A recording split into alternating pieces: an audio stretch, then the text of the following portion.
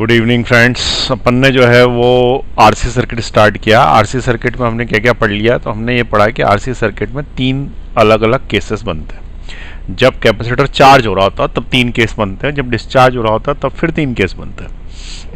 तो अभी अपन चार्जिंग पढ़ रहे हैं। चार्जिंग में हमने क्या किया, कैपेसिटर को चार्ज किया तो उसके अंदर तीन केस क्या बने। पहला, at time t equal to zero, यानी हमने जस्ट प्लग स्टार्ट किया, चार्ज आना चालू हुआ, उस समय चार्ज कितना होगा जीरो, और उस समय करंट कितना होगा मैक्सिमम। उसके बाद हमने चार्जिंग चालू रखी है, मीडियम कुछ समय चल रहा है, इसका मतलब अभी चार्जिंग चल रही है, बीच का हिस्सा है, और बीच के हिस्से में जब चार्ज उसके अंदर बढ़ जाएगा आधा आधा या 30% 40% कितना भी, तो उसको बोलते हैं इंटरमीडिएट स्टेट। इंटरमीडिएट स्टेट के ऊपर जो चार्ज होता है वो होता है Q equal to Q naught 1 minus E to the power minus T by R C, और उस समय जो करंट होता है वो होता है I equal to I naught E to the power minus T by R C. इतना अपन ने पढ़ लिया था। उसके बाद जो है हमने ऐसा पढ़ा कि जब फुली चार्ज हो जाएगा, ठीक है, जब क्या हो जाएगा, फुली चार्ज हो जाएगा, तो उसके बाद वो क्या करेगा, करंट कर देगा बंद, यानी करंट हो जाएगा I इक्वल टू जीरो, और चार्ज कर देगा मैक्सिमम। मैक्सिमम चार्ज का मतलब कितना होता है, Q equal to Q naught, और Q equal to Q naught का ऐसा आएगा CV से, Q इक्वल टू CV से, जहाँ पे V की जगह क्या यूज कर लोगे, V नॉट। तो ये सारी बातें हो चुकी हैं।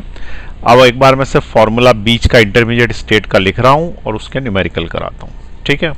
तो इंटरमीडिएट स्टेट का एक बार फॉर्मूला अपन लिख लें, क्योंकि फॉर्मूला थोड़ा लॉगरिथम में है तो एकदम से किसी बच्चे को याद नहीं होता, तो वो एक दो बार लिख के प्रैक्टिस करेगा तो याद हो जाएगा उसको, ठीक है। तो चलिए अब अपन लिख लेते हैं फॉर्मूला इंटरमीडिएट स्टेट का। तो हेडिंग डालिए RC circuit, RC circuits intermediate state, intermediate state. Intermediate state का मतलब कैपेसिटर चार्ज हो रहा है, चार्जिंग अभी चल रही है, पूरा का पूरा चार्ज नहीं हुआ, फुल चार्ज नहीं भरा, that is called intermediate state. तो उस वाले केस में चार्ज कितना होता है उसके ऊपर, तो उस पर चार्ज होता है Q equal to Q naught 1 minus E to the power minus T by R C, ये इसके ऊपर चार्ज होता है, ठीक है। आर सी मतलब ये आर सी। अब जहाँ पे Q नॉट क्या है, तो Q not is the maximum charge, maximum charge जो इसके अंदर आ सकता है। दूसरे नंबर पे स्मॉल टी क्या है, तो ये वो समय है, it is the time at which we want to find the charge, at which we want to find the charge. भाई जैसे 3:20 पे पता करना है, तो यहाँ पे 3:20 आएगा। बेसिकली 3:20 नहीं आता हुआ, वो क्या होता है कि जिस समय आपने चालू किया कैपेसिटर को चार्ज करना उस समय जीरो है, अब 4 सेकंड के बाद तो 4, ऐसा नहीं होता कि 12:25 हुए हैं, वो जितने सेकंड हो चुके होते हैं वो टी होता है, ठीक है। तो ये बात समझ में आ गई आपको। अब उसके बाद हमने क्या बोला इसके आगे कि Q नॉट क्या है वो पता पड़ गया। Q क्या है, charge at that time, charge at that time, यानी विच टाइम, तो अबाउट टाइम, टाइम यानी टी समय पर चार्ज कितना उसके अंदर। और आर तो रेजिस्टेंस है ही, R is the resistance in ohms and C is the capacity, वो सभी को पता है कैपेसिटी काय में लेनी है हमको, फेराड में, और ई एक्सपोनेंशियल है। तो ये वाला एक पहला फॉर्मूला हो गया। ये चार्जिंग के समय है, इसमें ध्यान रखना, ये चार्जिंग के समय, अभी चार्जिंग सर्किट चल रहे हैं, डिस्चार्जिंग नहीं चल रहा। तो चार्जिंग के समय Q equal to Q naught E to the power minus T by R C, ये फॉर्मूला लगता है। क्लियर हुई बात।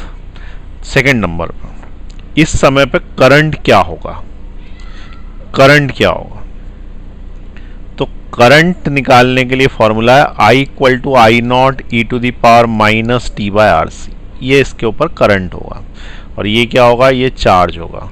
किसी ने पूछा चार्ज क्या होगा, तो दिस इज द चार्ज, और किसी ने पूछा करंट क्या होगा, तो दिस इज द करंट।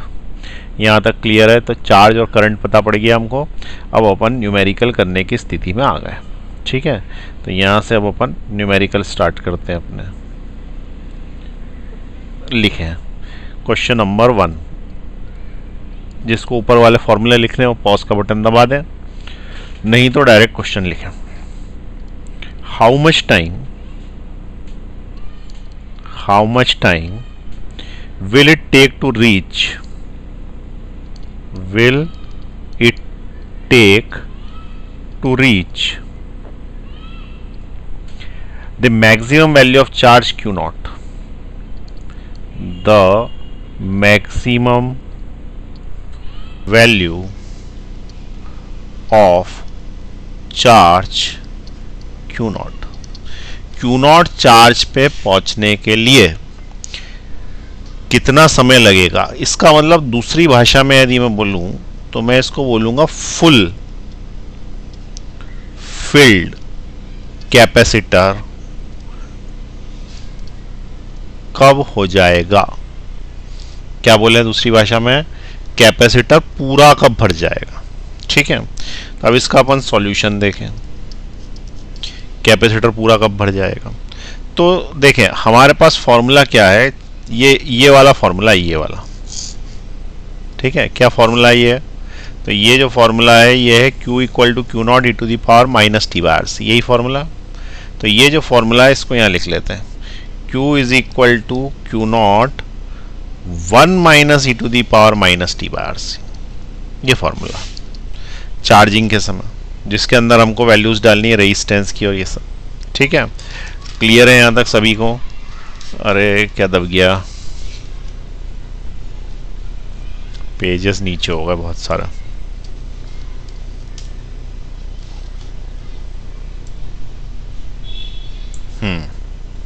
यहाँ थे अपन। ठीक, तो ये Q equal to Q naught 1 minus E to the power minus T by R C हो गया। अब उसके बाद आगे देखें, वो बोल रहा है कि कैपेसिटर फुल भर जाना चाहिए। तो ये जो कैपेसिटर है इसको जब बैटरी से लगाया, रेजिस्टेंस लगा के, तो ये फुल भर जाएगा। इसका मतलब यहाँ से लेके यहाँ तक चार्ज भरना चालू होगा, धीरे धीरे बढ़ते बढ़ते क्या होगा, ऊपर तक चला जाएगा। तो ऊपर तक चला जाएगा तो इसमें चार्ज आ कितना जाएगा, तो इसमें आ जाएगा क्यू नॉट। और उस समय चार्ज जो क्यू नॉट है उसी को अपन क्यू बोलेंगे। ये बात समझ में आई तुमको, क्यू मतलब क्या है, किसी समय का चार्ज। तो किसी समय का चार्ज किसके बराबर हो गया, क्यू नॉट। क्यू नॉट यानी क्या, मैक्सिमम चार्ज। ये जो क्यू है इसकी वैल्यू बदलती है, लेकिन ये फिक्स हो गया, अब इससे ऊपर तो जा ही नहीं सकता। शुरुआत में ये क्यू जीरो था, अब लास्ट में मैक्सिमम हो गया। तो हम इस क्यू को रिप्लेस करके क्यू नॉट लिख सकते हैं। ये हमारा जो क्यू है ना यहाँ वाला, तो ये जो क्यू है इसको रिप्लेस करके अब अपन क्यू नॉट लिख सकते हैं, इस क्यू को। तो हमने इसकी जगह यहाँ पे क्या लिख दिया, क्यू नॉट लिख दिया, which is equal to Q naught 1 minus E to the power minus T by R C. अब हमारी इच्छा क्या है कि हम इस टी को निकाल लें। ठीक है, अब देखो ये क्यू नॉट से क्यू नॉट कैंसिल हो गया, यहाँ क्या बचा, 0 बचा।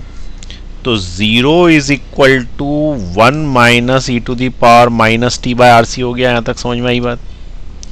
अब क्या होएगा कि ये वाला उठ के इधर से इधर जाएगा, तो इधर जाएगा तो ये हो जाएगा E to the power minus T by R C, which is equal to 1 बचेगा। आ रही बात समझ में, ई की power minus T by R C is equal to क्या बचेगा, 1 बचेगा ये।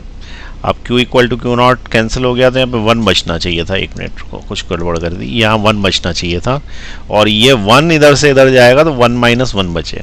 फिर से बता देता हूँ, एक मिनट। ठीक है, एक बार फिर से सुने, Q से क्यू नॉट कैंसिल हुआ तो 0 नहीं आया, 1 आया।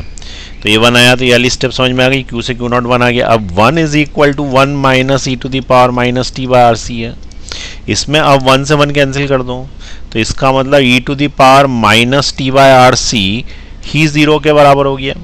अब आगे माइनस लगाओ नहीं लगाओ कोई फर्क नहीं पड़ता। अब इससे क्या हुआ, आगे दोनों तरफ तुम्हें लॉग लेना पड़ेगा, लॉग।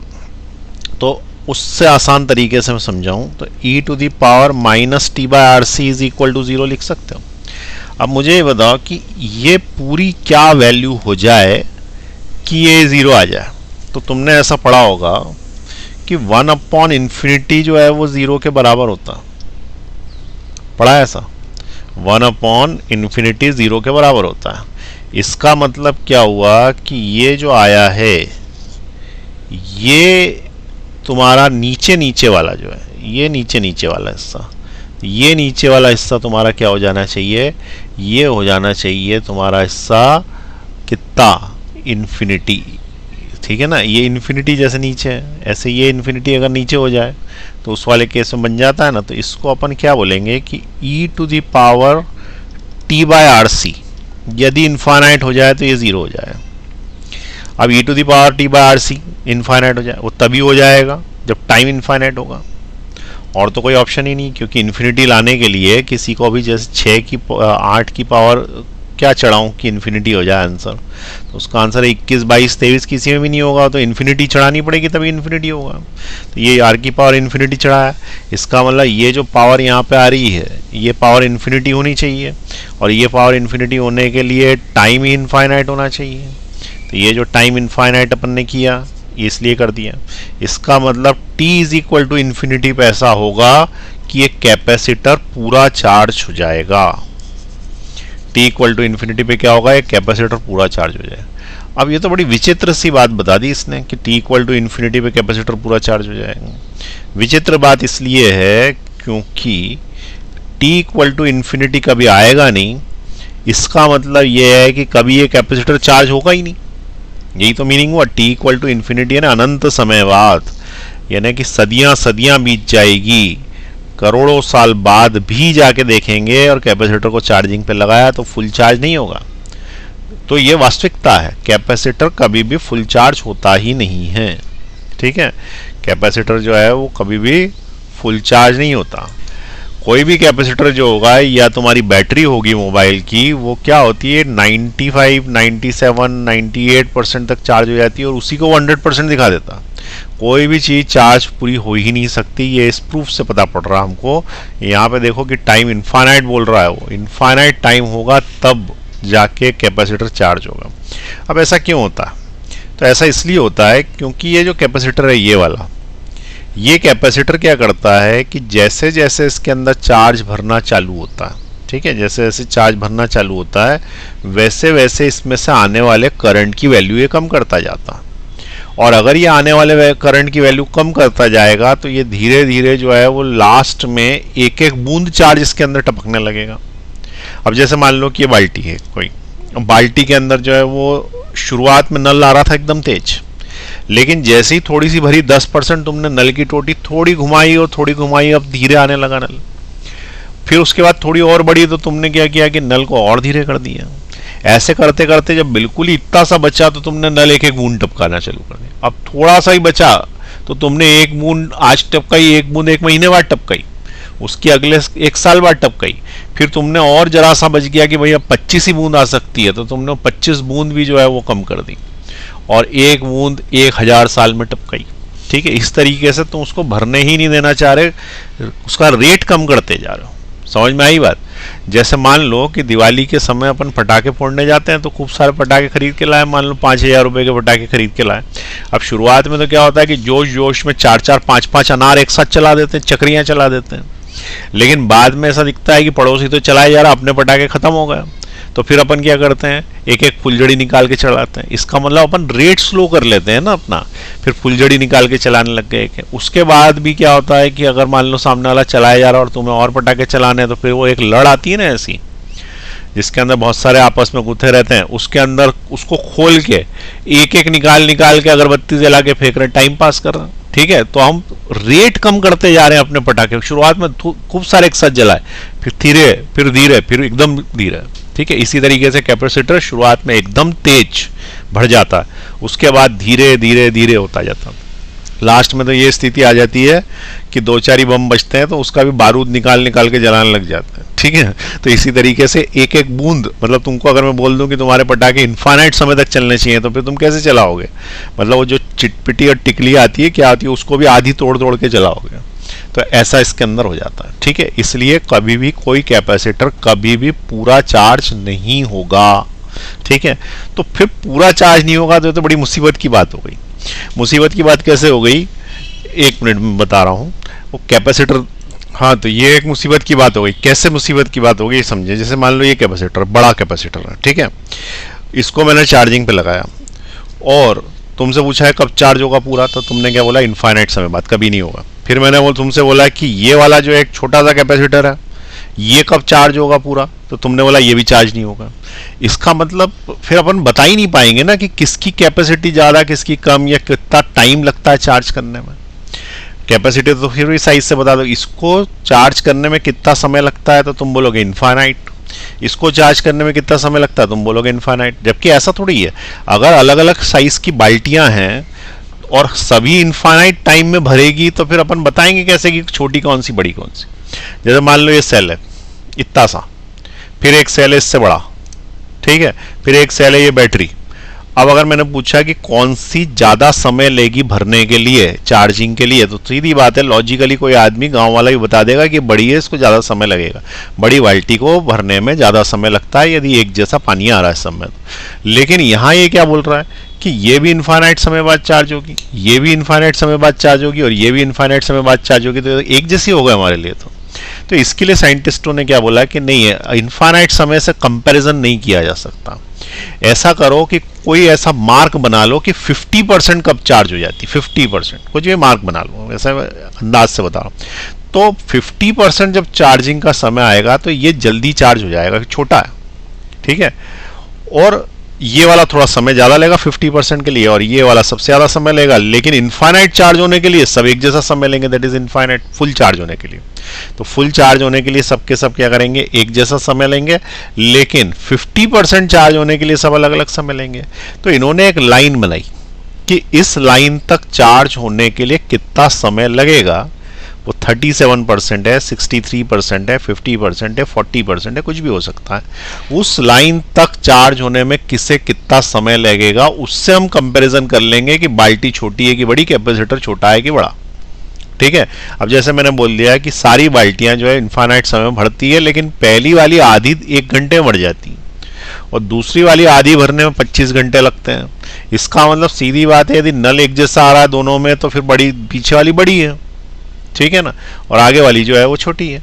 तो ये हम काय से पता कर रहे हैं, हम टाइम ऑफ चार्जिंग से पता कर रहे हैं कि उनकी कैपेसिटी क्या है। अब तुम मुझे ये बताओ कि अगर ये कैपेसिटर है तो इसका चार्जिंग टाइम किस बात पे निर्भर करना चाहिए। बाल्टी से सोचो, बाल्टी अगर बड़ी है तो क्या उसको भरने में ज्यादा समय लगेगा, तो उसका आंसर है हाँ। यानी कि अगर चार्जिंग टाइम की बात करें तो कैपेसिटर का charging time depends on its capacity. यदि ये बड़ा है, जैसे कि ये कोई छोटा है, ये इतना सा ले लिया, तो इसकी एक चार्जिंग जरा सी देर में हो जाएगी, इसका थोड़ा समय लगाएगा। और बड़े कैपेसिटर्स होते हैं वो और ज्यादा समय लगाएंगे। तो इसका मतलब डिपेंड्स अपॉन द कैपेसिटी। और किस बात पे निर्भर करता है, मान लो कि मैंने ये छोटा कैपेसिटर चार्जिंग पे लगाया, बड़ा भी लगाया और मैंने बोल दिया कि बड़ा जल्दी चार्ज हो गया, तो सिर्फ क्या बाल्टी के साइज पे निर्भर करता है कि कितनी देर में भरेगी, कि इस बात पे भी निर्भर करता है कि नल कितनी तेजी से आ रहे हैं। नल कितनी तेजी से भी डिपेंड करता है, क्योंकि अगर ये मान लो कि छोटा सा है, भरने में 10 मिनट लगते हैं, लेकिन मैंने नल धीरे कर रखे और इसको भरने में 20 मिनट लगते हैं, लेकिन मैंने नल तेज कर रखे हैं, ये जल्दी बढ़ जाएगा, ये धीरे बढ़ जाएगा। इसका मतलब there are 2 factors on which the time of charging depends. आ रही बात समझ में, देयर आर 2 फैक्टर्स। पहली चीज, सर्किट का कैपेसिटेंस कितना है, वो बाल्टी कितनी बड़ी है, कैपेसिटर कितना बड़ा है माइक्रोफैराड में जिसको चार्ज करना है। दूसरी चीज, तुम जो करंट सप्लाई कर रहे हो उसका रेट क्या है, वो किस स्पीड से आ रहा है। इसका मतलब उसका रेट को फ्लक्चुएट करता कौन है, रेजिस्टेंस। इसका मतलब रेजिस्टेंस कितना है इस बात पर निर्भर करता है। अगर रेजिस्टेंस सर्किट का बहुत ज्यादा है तो क्या होएगा, धीरे धीरे पानी आएगा। तुमने टोटी कम खोल रखी, रेजिस्टेंस जो है वो ज्यादा कर रखा है, धीरे धीरे करंट आएगा, धीरे धीरे करंट आएगा, बाल्टी जो है वो धीरे भरेगी। इसका मतलब रेजिस्टेंस से टाइम इनवर्सली प्रोपोर्शनल की डायरेक्टली प्रोपोर्शनल। यदि रेजिस्टेंस बढ़ाएंगे तो टाइम बढ़ेगा चार्जिंग का कि घटेगा, तो उसका आंसर है बढ़ेगा। Higher the resistance lower is the current, lower is the current lower is the flow of charge, lower is the flow of charge, higher is the time period. यदि तुमने रेजिस्टेंस बढ़ाया, करंट बढ़ा, current कम हुआ, current यदि कम हुआ यानी पानी धीरे आया, पानी धीरे आया, बाल्टी देर से भरेगी, इसका मतलब टाइम ज्यादा लगेगा। टाइम ज्यादा लगेगा क्योंकि रेजिस्टेंस ज्यादा। दूसरी चीज, बाल्टी बड़ी है, कैपेसिटी ज्यादा है, तो टाइम ज्यादा लगेगा। इसका मतलब time also depends upon the capacitor capacity and it is also directly proportional. तो हम ये बोलेंगे कि there are 2 factors on which the capacity depends, on which the time of charging of the capacitor depends. किसी capacitor को charge करने में कितना समय लगेगा 2 बात पे निर्भर करता है। पहली चीज उसकी कैपेसिटी कितनी है, दूसरी चीज उसको रेजिस्टेंस कितना है। और दोनों डायरेक्टली प्रोपोर्शनल है। तो ये यहाँ पे मैं लिख देता हूँ इसको, ठीक है। तो तुमको ये पता पड़ जाएगा कि किस किस बातों पर निर्भर करता है, और फिर अपन ये देखेंगे कि उससे क्या फ़ायदा है ये निकालने से, ठीक है। तो यहाँ पे मैं लिख देता हूँ इसके अंदर, अभी ऊपर कर दूंगा, लिख लेना, अभी मत लिखो, ठीक है, एक साथ लिखना। Factors on which charging time depends, charging time depends. पहला कैपेसिटी, सी।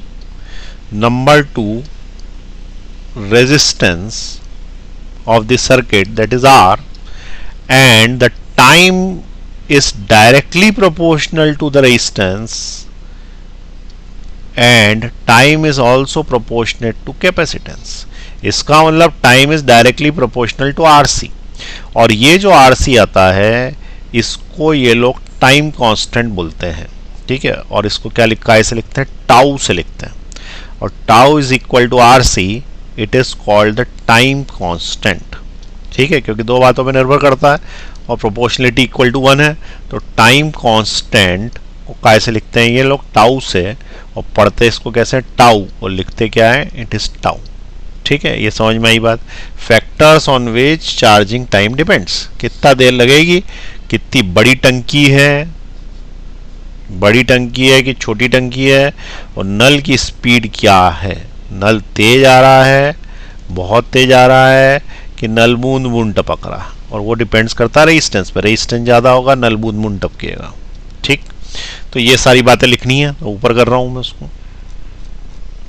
ये वाला क्वेश्चन पॉज दबा के लिख लें पहले तो। चले अब उसके नीचे चल रहे हैं अपन, ये भी लिख लीजिए, factors on which time depends.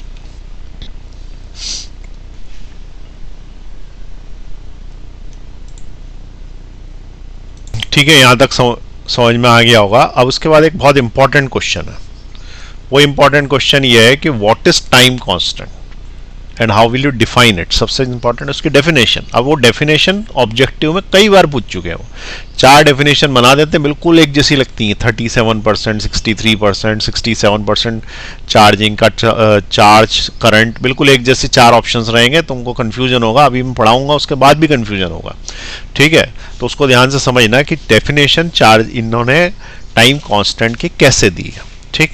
तो फॉर्मूला तो हमें पता पड़ गया, Q equal to Q naught वाला, उस फॉर्मूले के आधार पे ही टाइम कांस्टेंट की डेफिनेशन निकाली गई है।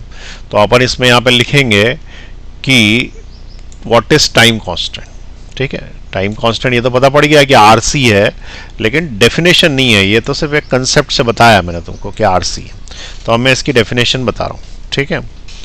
देखें, क्वेश्चन लिख लेता हूं मैं, डिफाइन टाइम कांस्टेंट। ध्यान से सुनना question, during charging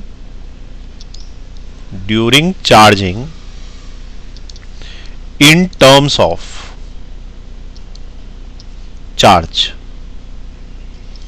in the capacitor.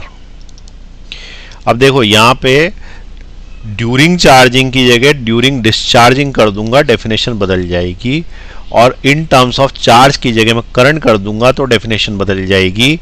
इसका मतलब ये वाला जो क्वेश्चन बनाया गया है, ऐसे 4 क्वेश्चन बनेंगे, 1 2 3 4। पहला ड्यूरिंग चार्जिंग चार्ज के टर्म में, दूसरा ड्यूरिंग चार्जिंग करंट के टर्म में, फिर तीसरा ड्यूरिंग डिस्चार्जिंग चार्ज के टर्म में, फिर ड्यूरिंग डिस्चार्जिंग करंट के टर्म्स में। तो यानी 4 डेफिनेशंस आती हैं टाइम कांस्टेंट की। तो इसमें से अपन पहली पढ़ रहे हैं, ठीक है ना। तो हम इसका सॉल्यूशन देखें कैसे सॉल्व करोगे। तो हमने क्या बोला, suppose Q equal to Q naught 1 minus E to the power minus T by RC charge है, it is the charge at time t। इतना चार्ज उस कैपेसिटर में भरा हुआ है t समय पे, यहां तक भरा मान लो, ठीक है। अब हमने क्या किया कि पुट किया, put t is equal to RC। तुम बोलोगे ये कैसे पुट कर दिया, तो पुट करने के बाद ही ये सॉल्व होके पता पड़ेगा कि ये क्यों पुट किया गया। तो मान लो कि टाइम उस समय RC है, मतलब क्या, R जितना भी दिया, रेजिस्टेंस 2 ओम्स और कैपेसिटेंस मान लो 3 फेराड, तो 2 ohms into 3 farad is equal to 6 seconds time है। 2 ओम्स 3 फेराड यानी 6 सेकेंड टाइम। मान लो कि यह 8 ओम्स था तो ये 24 सेकेंड टाइम है। मतलब जो कुछ भी वैल्यू है मैंने तो नंबर में ले लिया, उस नंबर की जगह RC में ले लिया। तो टाइम बराबर RC को पुट करना है। कहाँ पुट करना है, तो ये टाइम बराबर जो RC है इसको इस T की जगह पुट करना। ये जो T है ना, इसको इस T की जगह पुट करना। तो इस T की जगह पुट कर देते हैं। तो ये हो गया Q equal to Q naught 1 minus E to the power minus T की जगह पुट किया मैंने RC और अपॉन में RC, ये ऐसा हो गया। अब देखो RC से RC कैंसिल हो गया, इस T की जगह पुट किया ना RC, तो ये RC से RC कैंसिल हो गया। अब क्या बचा, Q equal to Q naught 1 minus E to the power minus 1 बचा। अरे ऊपर से सब कैंसिल ही हो गया, ये तो 1 बचा यहाँ पे, तो ऐसा कैसे ही तो लिख लिया मैंने। तो अगली स्टेप में मैं क्या बोलूँगा कि Q is equal to Q naught 1 minus 1 upon E। हाँ, अब तुम्हें E की वैल्यू पता होनी चाहिए। E की वैल्यू नियरली 2.71 होती है, अप्रॉक्स। एक्सपोनेंशियल बोलते हैं इसको, मैथ्स वाले तो सब जानते हैं सीरीज है ये, लेकिन जो उनका मैथ्स नहीं है उनके लिए एक नंबर मान लो पाई जैसा, ठीक है। वैसे एंडलेस होता है लेकिन मान लेते हैं अपन। तो Q equal to Q naught हो गया।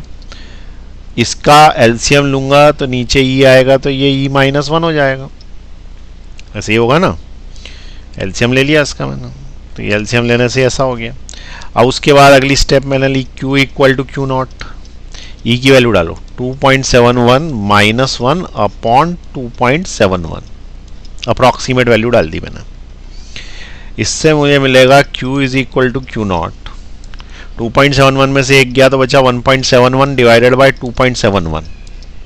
अब इसका पॉइंट उड़ा दिया, 2 जीरो हैं, इसके पॉइंट उड़ा दिया, 2 जीरो हैं, तो इसका मतलब ये हो गया Q equal to Q naught into 171 by 271।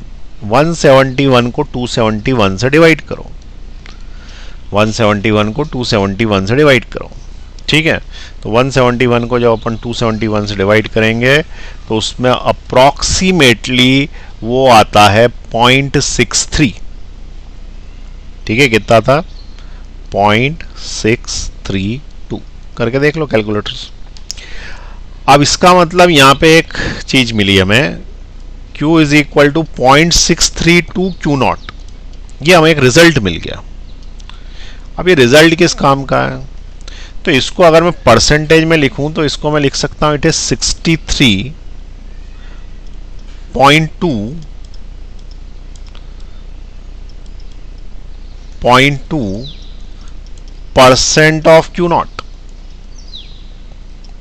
63.2% of Q naught. ये एक बहुत इंपॉर्टेंट रिजल्ट है, यहीं से डेफिनेशन आई। इसका मीनिंग यह है कि एक कैपेसिटर था जिसकी वैल्यू सपोज 2 फेराड थी, उसके आगे या पीछे रेजिस्टेंस लगा दिया था सपोज 3 ओम्स का, तो इसका जो R है वो ये है और इसका C ये है, तो इसका RC जो आया वो आया 3 इंटू 2 और सेकेंड्स में आएगा क्योंकि टाइम है, तो 3 इंटू 2 कितना होता है 6। तो ये 6 सेकेंड्स में, 6 सेकेंड में ये 63.2% चार्ज भर जाएगा। 63.2% का मतलब ये यहाँ तक भर जाएगा, ये तो 50% लाइन है, तो यहाँ तक चार्ज भर जाएगा इसके अंदर कैपेसिटर में। कितनी देर में, 6 सेकेंड्स में। और हमेशा RC टाइम में ये 63.2% भर जाता। अब तुम बोलोगे कि कैपेसिटर बदल गया, कैपेसिटर मान लो कि 6 फेराड का हो गया और जो रेजिस्टेंस है वो मान ले कि 12 रेजिस्टेंस हो गया ओम्स का। तो आप ये बताओ, तो हम क्या बोलेंगे कि इस कैपेसिटर को यदि 63.2% भरना है चार्ज का, तो इसे चार्जिंग के लिए लगाओ कितनी देर तक, 6 इंटू 12 72 सेकेंड्स तक लगाओ। इसका मतलब ये जो टाइम आता है ये 63.2% कैपेसिटर भरने का समय है। अब एक्चुअली ये लोग 50% पे भी कैपेसिटेंस को जज कर सकते थे कि ये वाला 50% में कितना बढ़ता है, ये 50% में कितना बढ़ता है, 50% भरने में कितना समय लेता है, ये 50% भरने में कितना समय लेता है। लेकिन इन लोगों ने क्या किया है कि वो जो शब्द है उसको 63.2 करा, क्योंकि इससे 63.2 आ रहा था। ये आसान लगा उनको 63.2 बोलना, क्योंकि बहुत ही आसान है कि कोई सी भी चीज़ 63.2% यदि चार्ज करनी है तो उसको T बराबर RC तक क्या करना पड़ेगा, लगाना पड़ेगा उतनी देर तक। ठीक है, अब मैं तुम्हें एक क्वेश्चन देता हूँ, तुमको बात समझ में आई कि नहीं आई ये पता करने के लिए। ठीक है, वो पता करने के लिए बात ये है कि मान लो कि एक कैपेसिटर है जिसकी कैपेसिटी 6 फैराड है, इसके आगे कुछ रेजिस्टेंस लगा है और मैंने इसको चार्जिंग पे लगा दिया। ठीक है, और कुल मिला के ये 24 सेकंड ले रहा है। ठीक है, 24 सेकंड ले रहा है और 63.2% चार्ज हो जाता। तो बताओ कि रेजिस्टेंस कितने का है, बताओ रेजिस्टेंस कितने का है। तो हम क्या बोलेंगे कि इसका मल्टीप्लाई करो और जो टाइम आता है उतनी देर में ये 63% चार्ज होता है। अब यहाँ पे किस चीज़ को लिखूं कि ये 24 आ जाए, तो सीधी बात है कि अगर मैं इसको 4 मान लूँ तो 6 × 4 24 होता। इसका मतलब जो रेजिस्टेंस है वो 4 ओम्स का हो।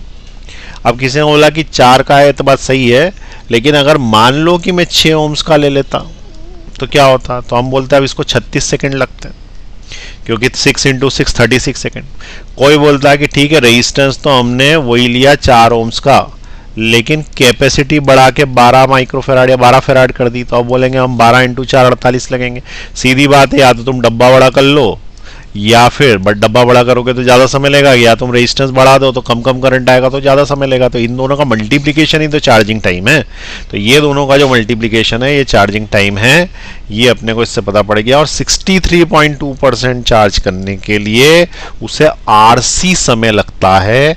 ये RC की डेफिनेशन हो गई, किसकी, RC यानी क्या, टाइम कांस्टेंट की। अब यहाँ पे जो टाइम कांस्टेंट है इसको अपन क्या लिख देंगे, टाउ लिख देंगे, और क्या बोल देंगे भाई कि टाउ वो समय है जिसमें वो 63.2% का चार्ज हो गया। तो क्या तुम अब इसकी इंग्लिश में डेफिनेशन लिख पाओगे? अरे क्वेश्चन तो डेफिनेशन का ही था ना, भूल गए। Define time constant during charging in terms of charge of the capacitor, तो हम लिख पाएंगे, बिल्कुल लिख पाएंगे। क्या बोलेंगे कि during charging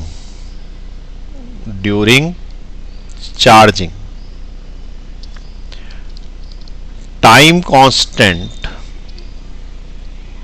is defined as the time in which the charge in the capacitor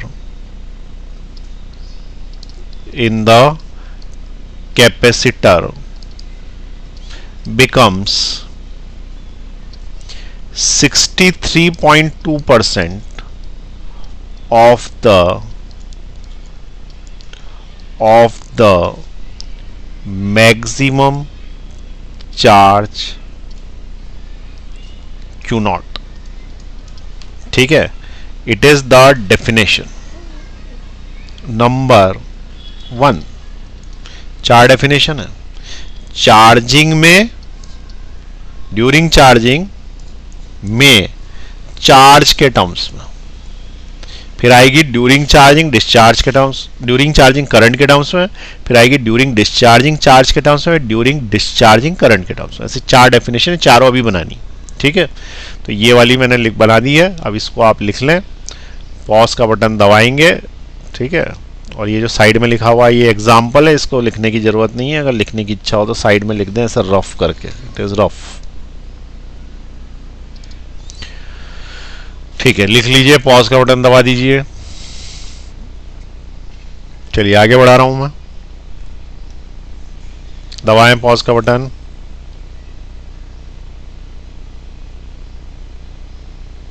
लिख ली डेफिनेशन। चलो अब क्वेश्चन लिखो दूसरा।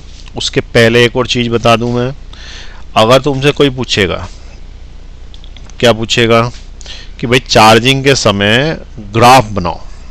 ठीक है, चार्जिंग के समय ग्राफ बनाओ, ये भी इंपॉर्टेंट बात है। तो graph between charge in capacitor and time, जो जा रहा है, बीत रहा समय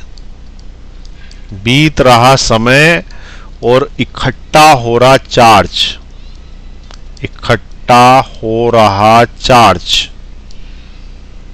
में ग्राफ बनाएं। बीत रहा समय और इकट्ठा हो रहा चार्ज में ग्राफ बनाएं। क्वेश्चन ही बना लेते हैं, graph between charge in capacitor and time. तो हमने क्या बोला कि भाई एक एक्सिस ले लो, एक्स एक्सिस, ठीक है, ये एक्स एक्सिस ले लेते हैं, ये वाई एक्सिस ले लेते हैं। यहाँ पे अपन लिख देते हैं कि भाई उसमें चार्ज कितना इकट्ठा हो रहा, चार्ज। तो ये जो कैपेसिटर है, ये हमने कैपेसिटर ऐसा ले लिया, चार्जिंग पे लगाया है, समय के साथ साथ चार्ज इकट्ठा हो रहा है, जैसे जैसे हो रहा है हम यहाँ पे बनाएंगे। तो सीधी बात है, यहाँ से चालू होना चाहिए क्योंकि शुरुआत में तो चार्ज था ही नहीं उसके पास। और इस एक्सिस पे तुमने क्या ले लिया भाई, टाइम ले लिया। इस एक्सिस पे 1 second, 2 second, 3 second, 4 second, 5 second, 6, 7, 8 micro seconds. और यहाँ क्या चार्ज, कितने कूलाम चार्ज इकट्ठा हो रहा है उसके अंदर, ठीक है, ये कूलाम में या माइक्रो कूलाम में कितना चार्ज इकट्ठा हो रहा, किसी में भी जो यूनिट हो। अब शुरुआत में तो उसके ऊपर चार्ज था ही नहीं, तो जब टाइम भी जीरो था, इस जगह पे क्या था, टाइम भी जीरो था, तो चार्ज भी तो जीरो था। अब यहाँ पे चार्ज धीरे धीरे बढ़ा और यहाँ पे टाइम बढ़ा, तो इस एक्सिस पे तुमने टाइम बना लिया, ये टी। अब देखो ये तो यूं बढ़ेगा, सीधी बात है, ऊपर कहीं जाएगा, लेकिन क्या होगा कि इसका स्ट्रेट जाना ये बताता है कि ये बढ़ता ही जाएगा, लेकिन ऐसा नहीं, समय के साथ साथ इसका रेट कम होता जाएगा, बढ़ेगा, लेकिन बढ़ने की दर कम होती जाएगी, तो ये यूं हो जाएगा ग्राफ। और लास्ट में यदि मैं इसको बोलूं कि ये लाइन कौन सी है जिसमें वो फुल चार्ज हो जाता है, ये लाइन कौन सी है, फुल चार्ज की, फुल चार्ज हो जाता है, कितना, Q0, तो क्या ये कभी इसको टच करेगा? तो उसका आंसर कभी टच नहीं करेगा, ये यूं करके ऐसे ही चलता रहेगा, इसके बीच में कम होती जाएगी, ठीक है, दूरी कम होती जाएगी, लेकिन ये जो दूरी है इधर से इधर तक की, ये दूरी कभी ख़त्म नहीं हो पाएगी। थोड़ी और आगे चलोगे ना तो ये यूं हो जाएगा, इसका मतलब ये पीला हिस्सा यहाँ से यहाँ तक कम हो गया, लेकिन मिलेगा नहीं कभी है। और मिलेगा कहाँ, तो अनंत समय बाद। तो ये ग्राफ अनंत तक यहाँ पे बन ही नहीं सकता, इसका मतलब मिल ही नहीं सकता। तो बिना मिला हुआ ग्राफ बनाना है, यहाँ से अगर यूं लो तो ये बिना मिला हुआ बना लो, ठीक है। तो ये क्या है, इट इज द ग्राफ, क्या है ये, it is the graph between the charge and the capacitor during charge, during charging, हर चीज ड्यूरिंग चार्जिंग चल रही है। अब इसमें कहीं ना कहीं एक जगह ऐसी आएगी, यहाँ पे कहीं पे जगह आएगी, जैसे मैं बोलूँ कि यहाँ तक 50%, ये टोटल चार्ज यदि यहाँ से यहाँ तक का, तो इसमें यहाँ कहीं 50% लाइन आई कि 50% यानी 0.50 ऑफ Q0 हुआ 50%, तो 63% यहाँ आएगा कहीं पे।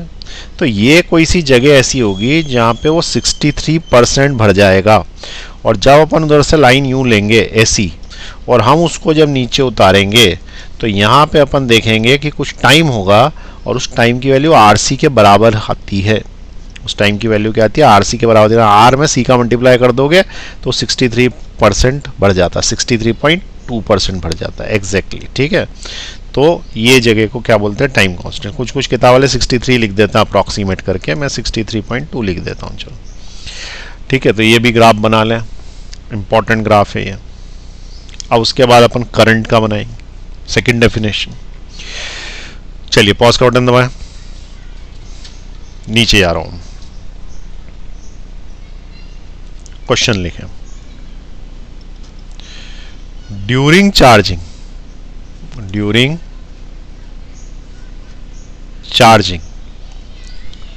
Define time constant in terms of current। Charging के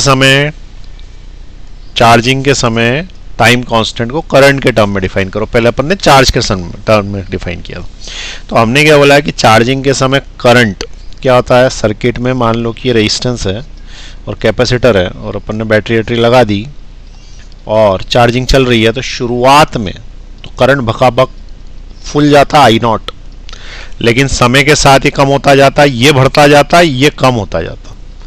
और जब करंट कम होता जाता है समय के साथ साथ, तो करंट कम होते होते लास्ट में जीरो हो जाता। ठीक है, और इस करंट का फॉर्मूला जो हम देते हैं वो देते हैं I equal to I naught E to the power minus T by R C से। तो अगर इसका सॉल्यूशन करना है तो ये फॉर्मूला चाहिए। अब हमने क्या बोला, मान लो कि पुट करो टी की जगह आर सी पुट करो, टी की जगह आर सी पुट करो, ये टी यहाँ पुट कर दो, तो इससे मिलेगा I equal to I naught E to the power minus T की जगह R C upon R C. R C से मान लो आर सी कैंसिल हो गया, तो I is equal to I naught E to the power minus one आया। I is equal to I naught upon E आ गया, क्योंकि माइनस वन नीचे जाएगा। अब इससे मिलेगा I is equal to I naught, ई की वैल्यू क्या भैया 2.71 अभी बताई थी। अब तुम 1 को 2.71 से डिवाइड करो, तो जैसे पॉइंट लगाया तो 0 आ गया, फिर एक 0 लगाया तो 0 आ गया। अब देखो करीब करीब 2 है, ठीक है, तो एक 0 कम कर लेते हैं।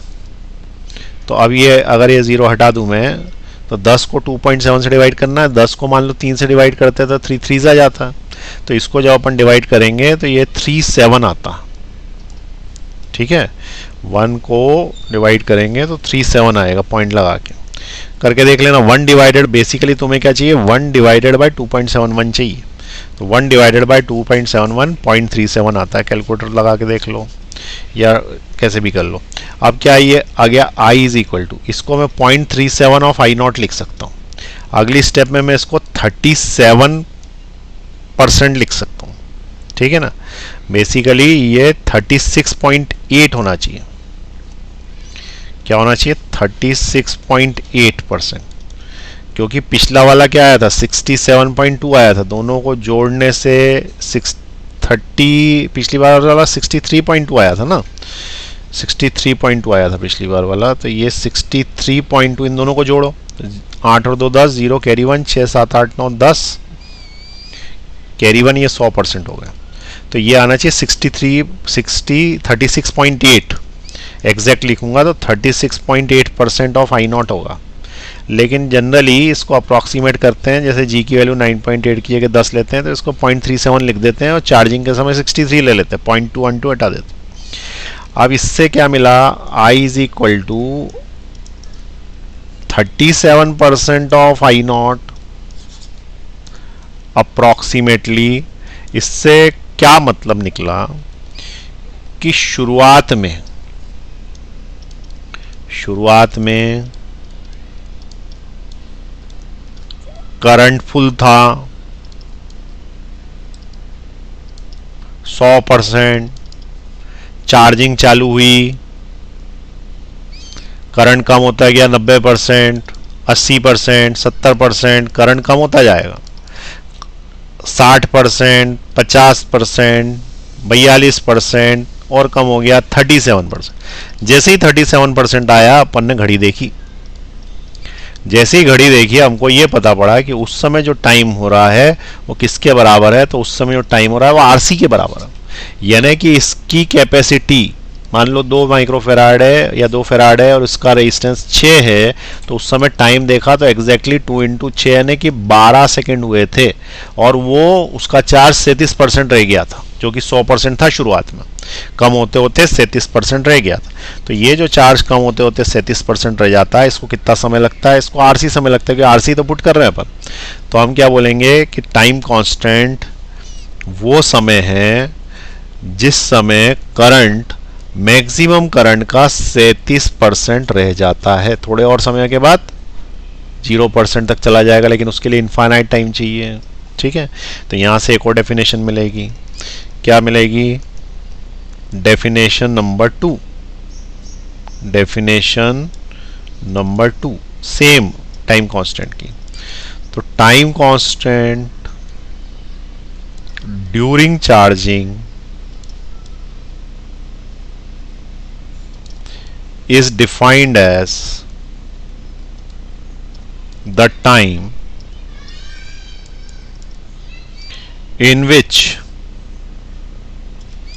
the current किस में, रेजिस्टेंस में, in the resistor becomes 36.8 या 37 ही लिख देता हूं approximately, 37% of the maximum current I not, ठीक है, maximum current I not by reducing, ठीक है, रिड्यूस हो कैसा हो रहा है, चलो ये लिखने की जरूरत नहीं है, अपने को पता। तो ये इसकी सेकंड डेफिनेशन आ गई। सेकंड डेफिनेशन क्या बोलती है कि करंट कम हुआ और करंट कम होते होते इस टाइम कांस्टेंट में कितना रह गया, 37% रह गया 100 से, और चार्ज बढ़ते बढ़ते 63% हो गया। ऐसे समय को अपन बोलेंगे टाइम कांस्टेंट। चलिए लिख लीजिए इसको, दबाइए पॉज का बटन।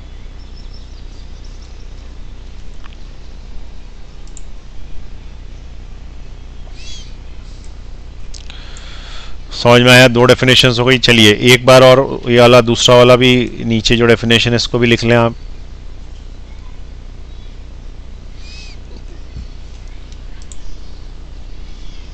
ये डेफिनेशन भी लिख लो, दबाइए पॉज।